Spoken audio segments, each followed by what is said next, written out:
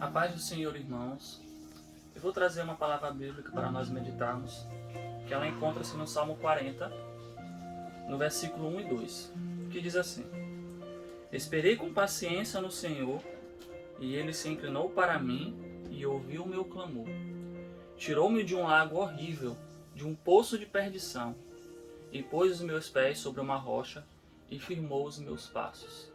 Quando nós meditamos nessa palavra, nós podemos usar essa palavra de exemplo, que ela diz o que? A paciência. Nós temos que ter paciência em Deus, coisas que muitas pessoas elas precisam ter, que é a paciência em Deus. Se nós lembrarmos de Jó é um grande exemplo de paciência. Ele realmente estava num poço de perdição, em um charco de lodo, porque ele enfrentava uma situação difícil, ele vivia em muitas tribulações, em muitas provas, e ele estava no fundo do poço. E Jó, ele foi paciente, ele não desistiu de Deus, ele confiou em Deus. E como diz no Salmo 40, esperei com paciência no Senhor, e ele se inclinou para mim e ouviu o meu clamor. Então, a resposta de Deus, ela sempre vem quando a gente confia nele, quando a gente espera com paciência. E assim Deus ele vai se inclinar para nós e vai nos ouvir, e vai nos atender, e vai nos tirar daquele charco de lodo horrível e vai colocar os nossos pés sobre uma rocha. E o que é isso? Ou seja, ele vai nos tirar de uma situação que nós estamos em tribulação, uma situação difícil, e vai colocar a gente numa rocha, numa situação melhor. E se nós observarmos, Deus ainda promete o seguinte: ele firmou os meus passos.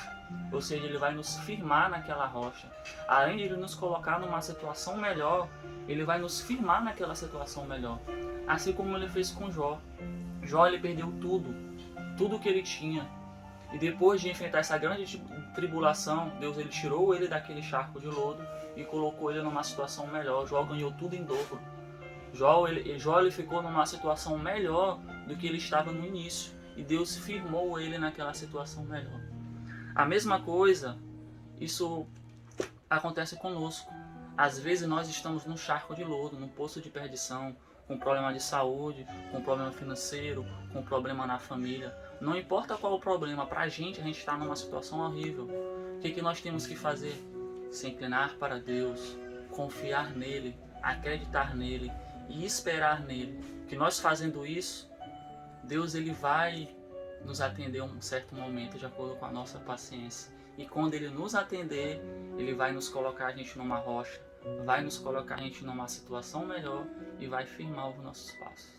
Então esta é a mensagem que eu trago para vocês hoje e a bênção de Deus para todos vocês. Amém.